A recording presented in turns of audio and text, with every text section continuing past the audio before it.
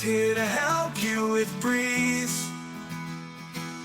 Planting seeds and teaching skills. Teachers turn schoolyards to dreams. Who hates school gardens with ease? Buzzword, biodiversity. Sick of hearing the word? Sorry, but I think it's misunderstood and underrated. So let's talk about it. You're listening to School Gardens with Ease podcast. I'm your host, Leila Mireskandari, and this is episode number 49. My perspective on biodiversity comes from permaculture.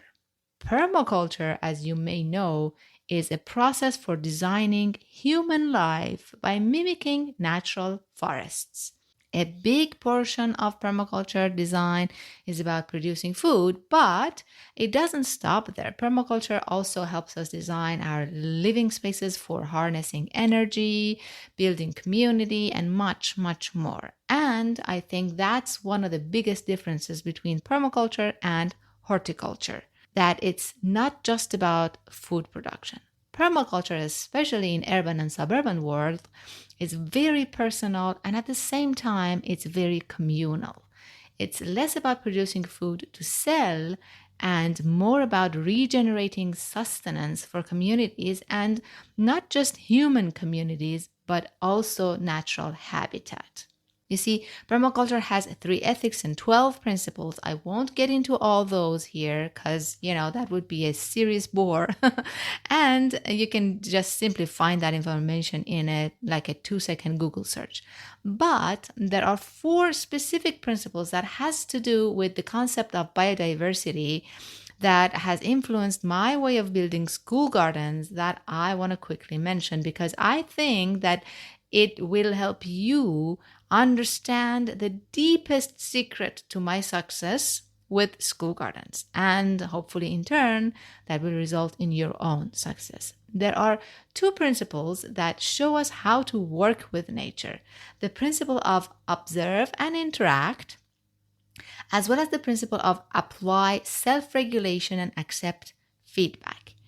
In order to learn from nature so that we can mimic it, we need to first observe and interact with it. And we also need to work with it by, acting, like, for example, planting something, then listening to the nature's feedback, and then maybe changing course again and, redesigning things and so on and so forth.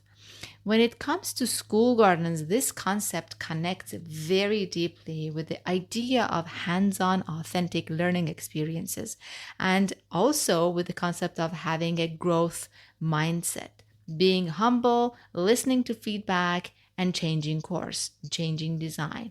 That failure is not necessarily a bad thing. Failure could just be viewed as feedback that helps us grow better next time.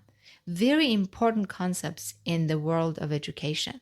And if a school garden is not for education, then what is it for? And then there are the 2 principles about biodiversity: use and value renewable resources and services, and the principle of integrate rather than segregate.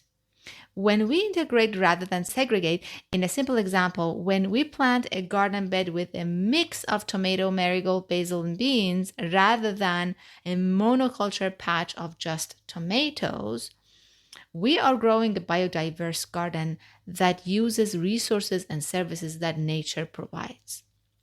When you grow a biodiverse garden in the same way that natural forests are, you are calling in nature to bring the free resources and the services to help you grow a garden better. This is such an unbelievably powerful and deep concept, and at the same time, so easy to implement. It's literally the difference between segregating plants into, their own garden beds and integrating them together in one garden bed. It's as simple as that.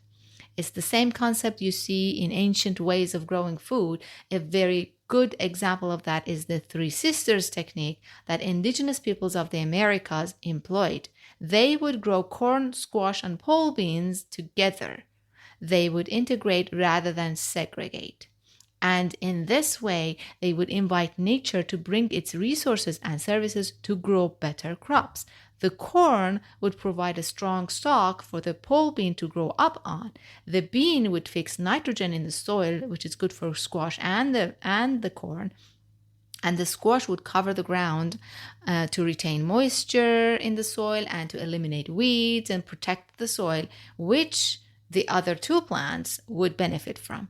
Add a marigold and a herb or two, and you'll get pollinator attraction as well as pest control. Imagine a monoculture tomato patch sitting there defenseless. If a nasty pest such as aphid finds this patch of tomatoes, your only way to stop them from ruining your crop is to fight them with spraying and, trying to washing them off the plants with force and things like that. Your whole summer would be dealing with aphids. This is one example of why summer maintenance of school gardens is a huge problem.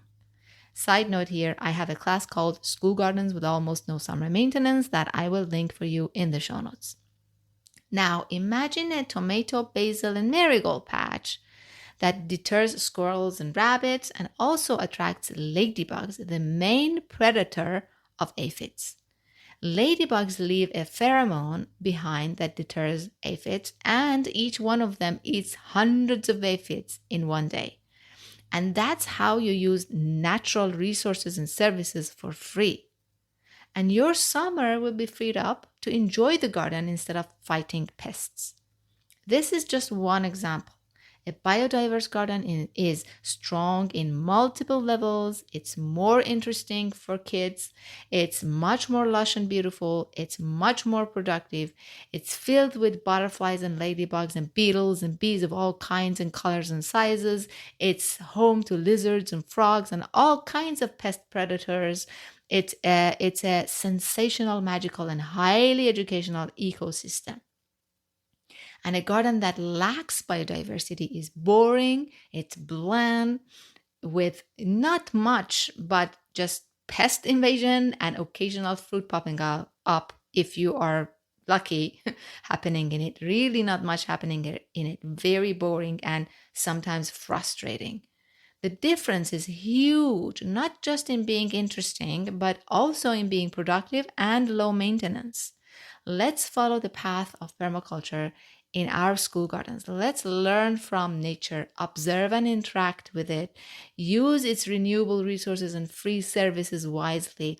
Let's integrate rather than segregate. Let's teach all of that to the next generation in a magical, lush, beautiful, productive, low maintenance and biodiverse garden. I'll talk to you next week in another episode.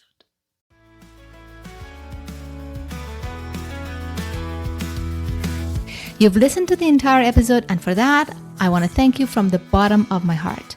I hope you enjoyed it, and if you did, please leave me a review on Apple Podcasts and Spotify, and please share this episode with other teachers who might be interested in this topic. See you next week for a new episode.